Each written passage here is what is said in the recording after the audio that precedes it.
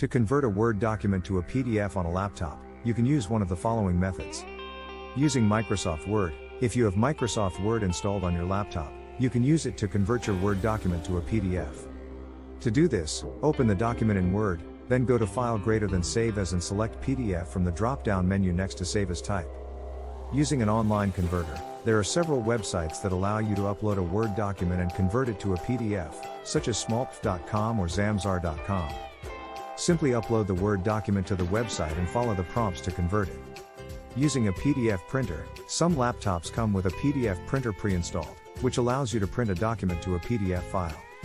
To do this, open the Word document, then go to File greater than Print and select the PDF printer from the list of available printers.